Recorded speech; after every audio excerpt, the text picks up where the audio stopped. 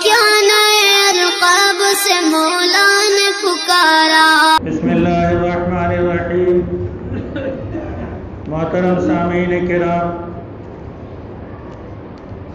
پچھلے جمعہ جن چند آیتوں کا ترجمہ ہوا تھا اس میں کئی نصیحتیں تھیں جو حضرت لقمان نے اپنے بیٹے کو نصیحت کیا تھا۔ نماز کی پابندی کرنا، زکوٰۃ دینا، اچھے کاموں کا حکم کرنا، بری باتوں سے روکنا، اکڑ کے نہ چلنا، اور لوگوں سے اچھے انداز میں ملنا، یہ سب نصیحتیں تھیں، اور انہی پر عمل کرنے سے اللہ رب العزت کی رضامندی حاصل ہوتی ہے۔ ان تمام باتوں کے بعد اللہ رب العزت کفار مکہ سے غور و فکر کی اور اس میں عقل لگانے کی، الم تروا ان اللہ سخر لکم ما فی السماوات وما فی الارض، کہ انسان اللہ کی نعمتوں سے فائدہ اٹھاتا ہے،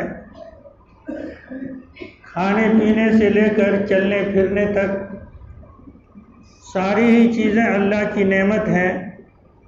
تو اللہ پاک فرماتے ہیں الم ترو، کیا تم دیکھتے نہیں، ان اللہ سخر لکم ما فی السماوات وما فی الارض، کہ اللہ نے تمہارے لیے زمین اور آسمان کی سب چیزوں کو مسخر کر دیا ہے۔ مسخر کا مطلب ہے تابع بنا دیا ہے۔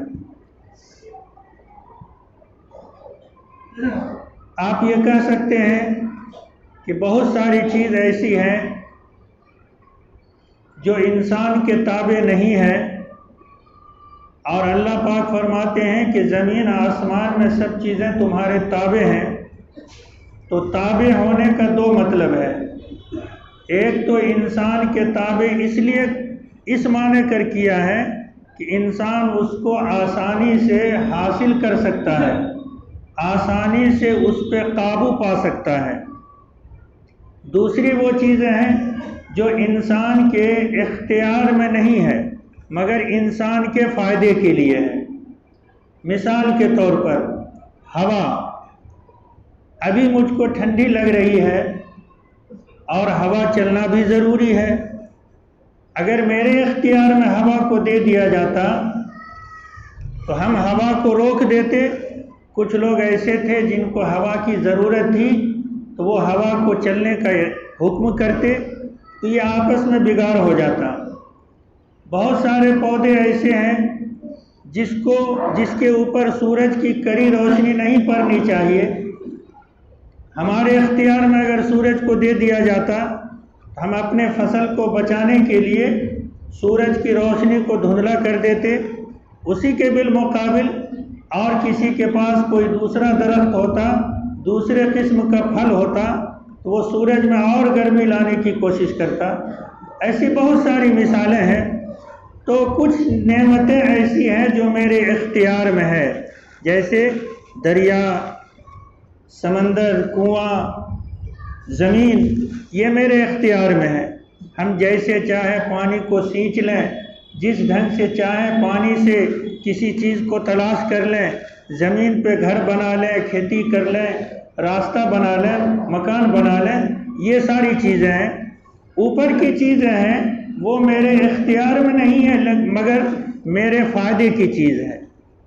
الم تروا ان اللہ سخر لکم ما فی السماوات وما فی الارض، کہ غور نہیں کرتے، دیکھتے نہیں کہ زمین آسمان میں جتنی چیزیں ہیں اللہ نے تمہارے مسخر اور تابع کر دیا ہے۔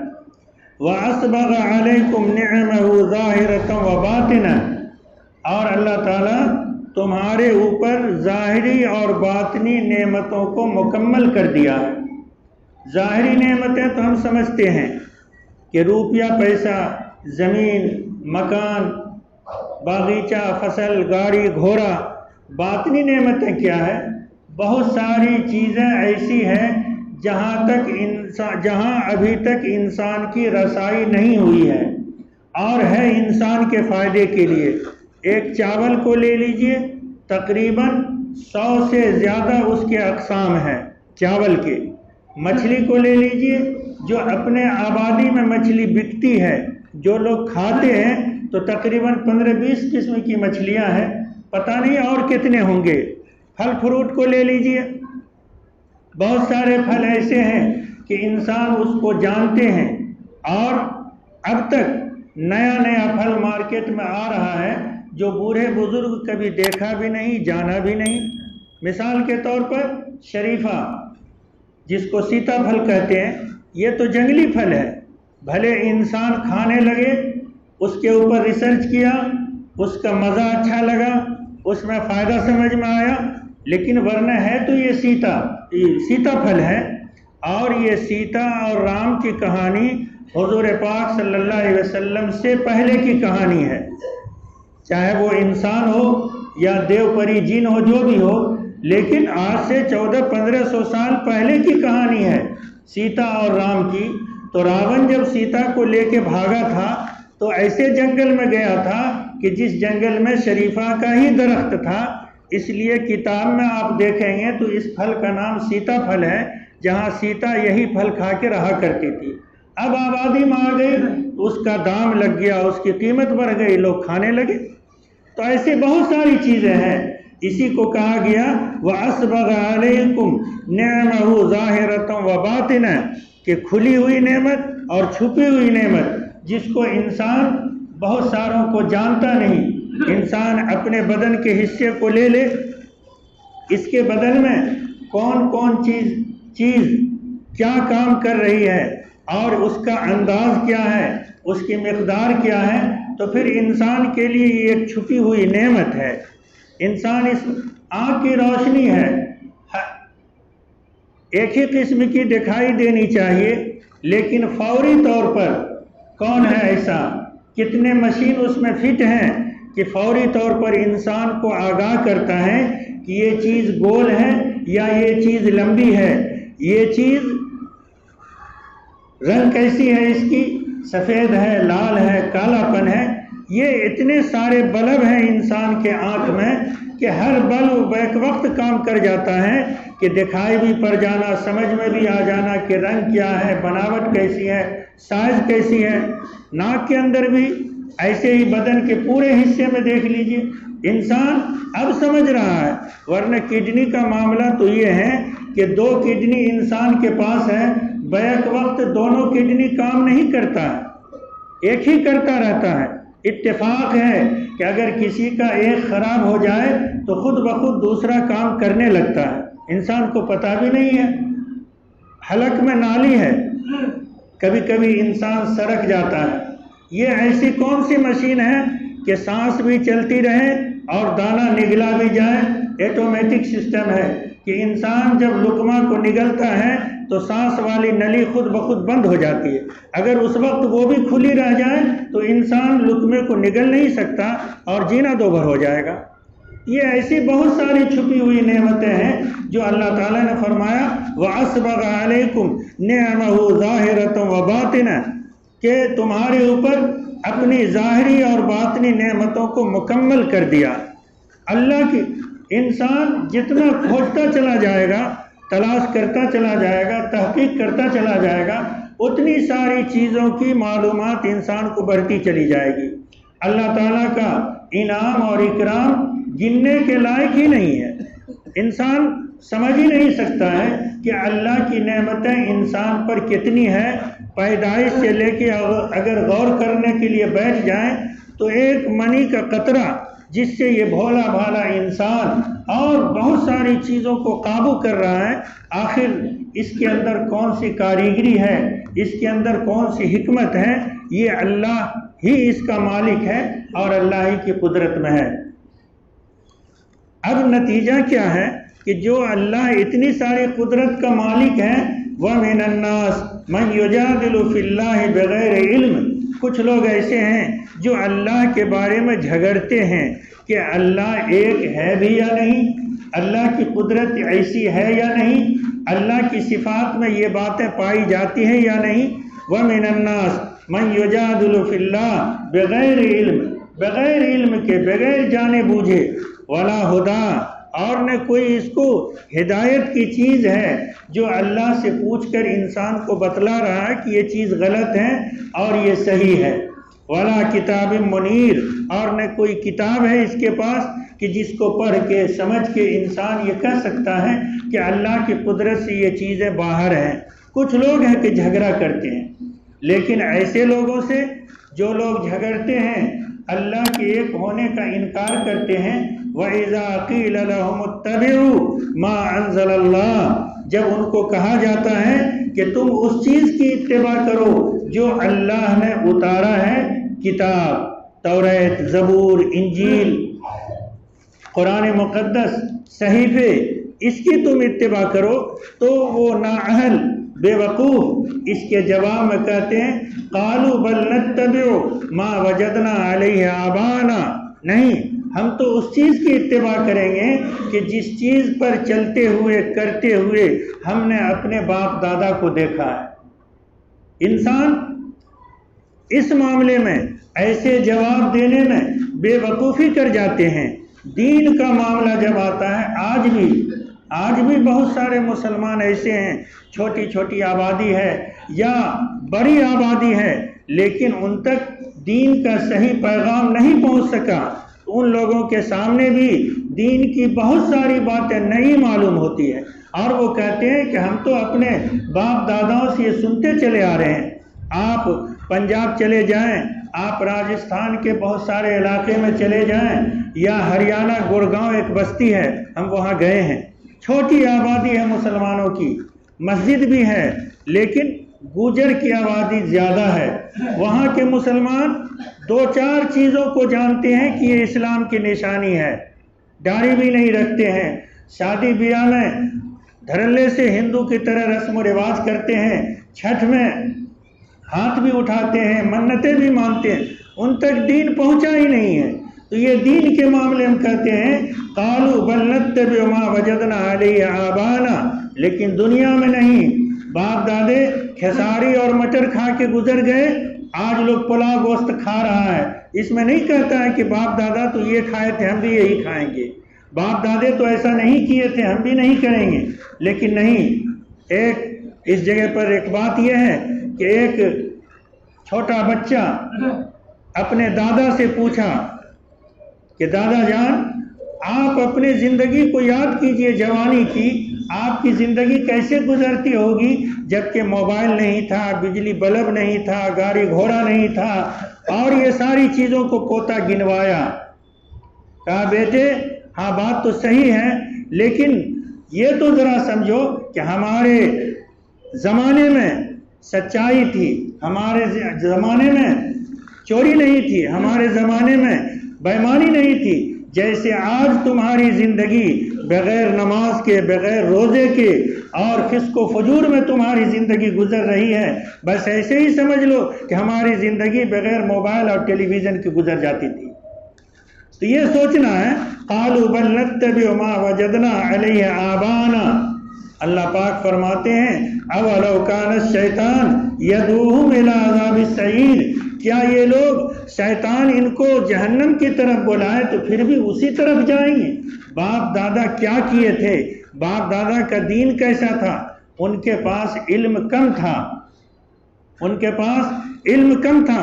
آج بہت سارے بوڑھے حضرات بول دیتے ہیں یہاں نہیں، یہاں تو سارے لوگ تعلیم یافتہ ہیں، پڑھے لکھے ہیں، لیکن علماء سے بھی سنا ہے اور تجربہ بھی ہے نویت ان اصلی للہ تعالی رکعتي صلاۃ الفجر سنت رسول اللہ تعالی، تسدید ہے متوجہن الی جہت، یہ تسدید ہے متوجہن کہ میں متوجہ ہوتا ہوں الی جہت الکعبۃ الشریفہ، کعبہ شریف کی طرف، کعبہ رخ، متوجہن۔ لیکن جماعت میں جاتے ہیں بہت سارے بوڑھے حضرات جن تک بات نہیں پہنچی، وہ اب تک پڑھ رہے ہیں متوجہن کو متوجہن پڑھتے ہیں، اور کہتے ہیں مولوی کو کہ یہ کیسا مولوی آ گیا، ہم لوگ تو شروع سے پڑھتے آ رہے ہیں متوجہن، آج یہ کہتا متوجہن۔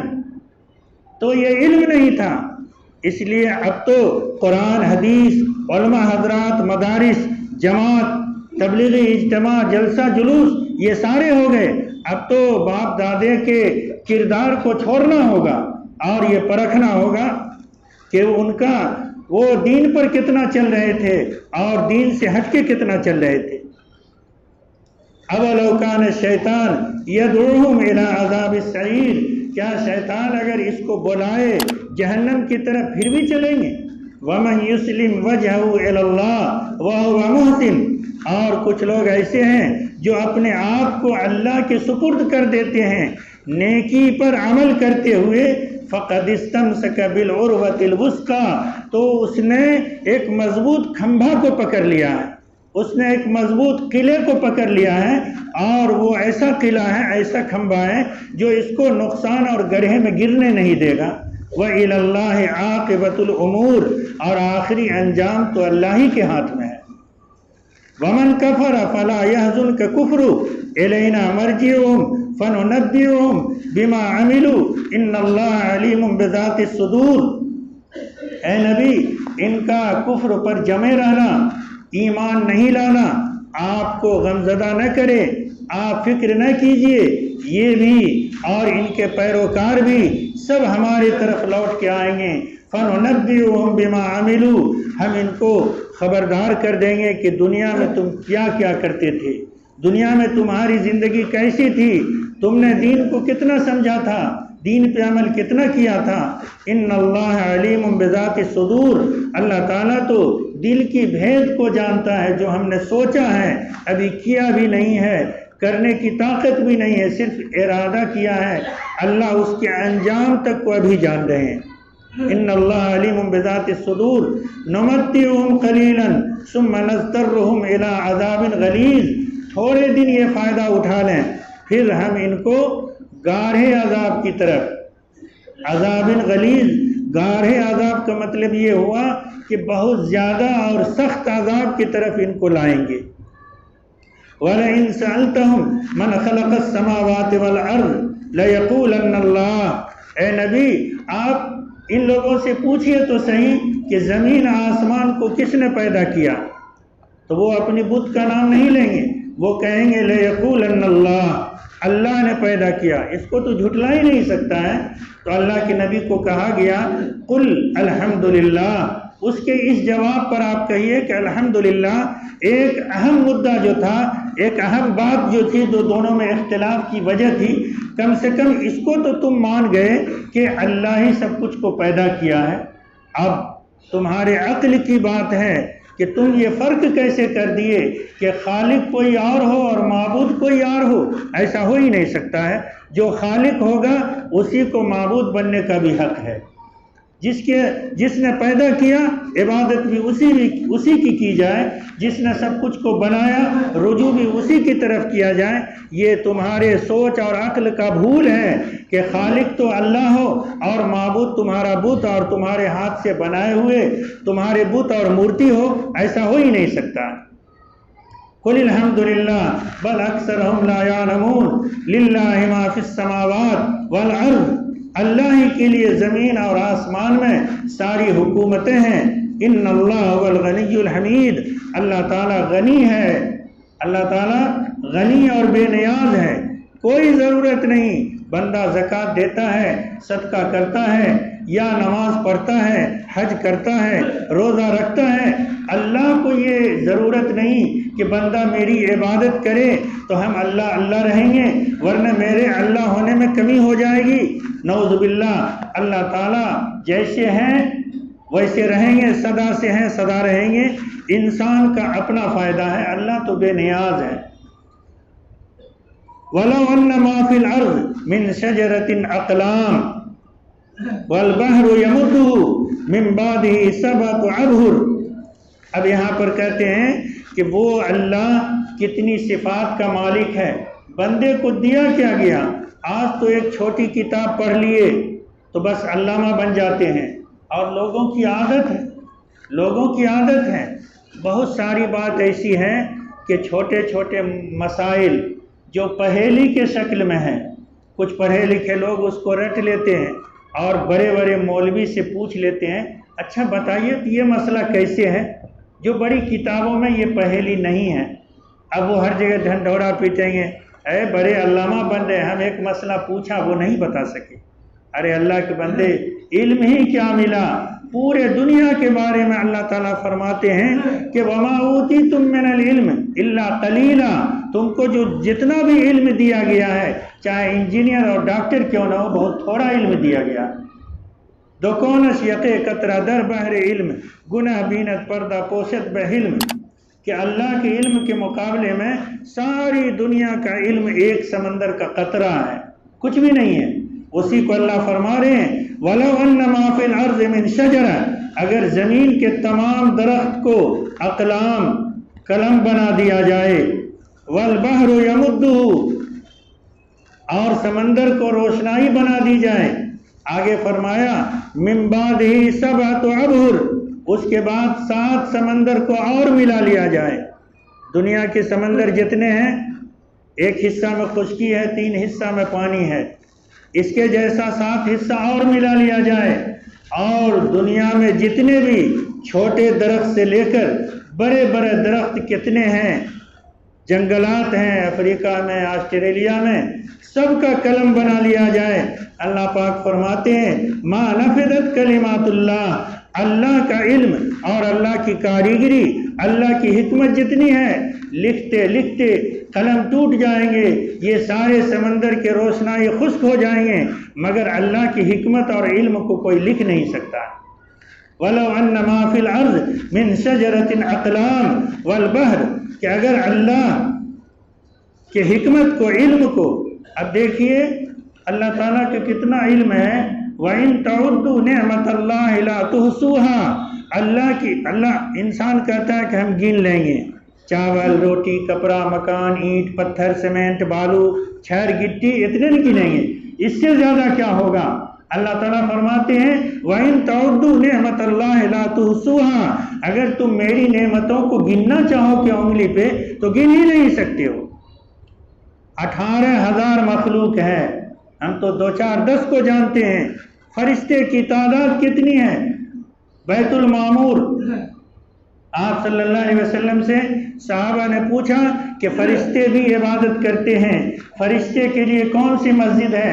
جناب محمد رسول اللہ صلی اللہ علیہ وسلم نے فرمایا کہ جیسے بیت اللہ شریف زمین پر ہے انسانوں کے لیے، آسمان پر ٹھیک اس کے سامنے بیت المعمور ہے، اتنا سامنے، اس کے اوپر عرش ہے۔ اگر بیت المعمور سے، آسمان سے کسی چیز کو گرایا جائے تو ٹھیک بیت اللہ کے چھت پہ گرے گا، اتنا آمنے سامنے ہے۔ اس میں 70,000 فرشتے روزانہ عبادت کرتے ہیں۔ اللہ رحم کرے، کب سے دنیا بنی ہے، جو آج 70,000 فرشتہ عبادت کر لے گا، قیامت تک اس کا نمبر نہیں آتا ہے۔ کتنا تعداد ہے یہ اللہ ہی جان سکتا ہے۔ کوئی قلم لکھ سکتا ہے؟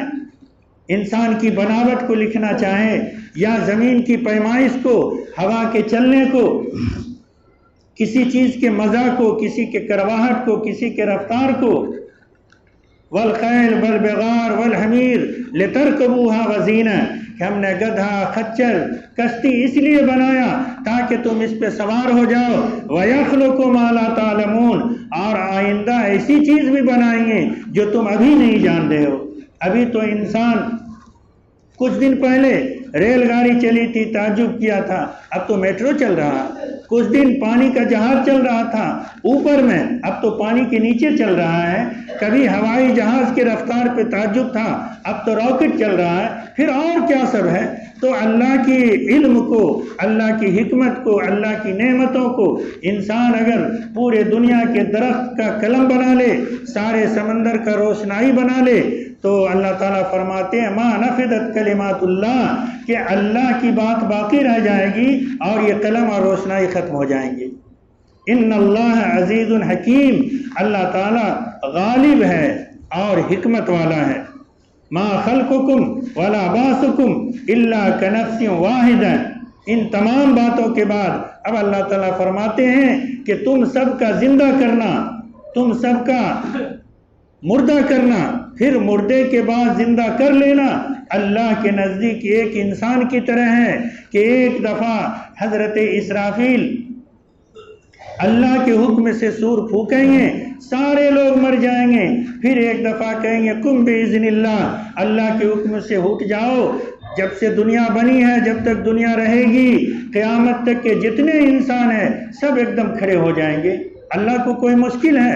اللہ تعالیٰ فرماتے ہیں ما خلقکم ولا بعثکم، تمہارا پیدا کرنا اور تمہارا دوبارہ زندہ کرنا الا کنفس واحدہ، ایک انسان کی طرح بنانا آسان ہے۔ ان اللہ سمیع بصیر، اللہ سننے والا ہے، اللہ دیکھنے والا ہے، سب کچھ اللہ ہی کی قدرت میں ہے۔ انسان کو چاہیے یہ کہ اسی اللہ کے سامنے جھکے، اسی اللہ کے سامنے سجدہ ریز ہو، اسی اللہ کو پکڑے، اسی کے سامنے روئے اور گر گرائے۔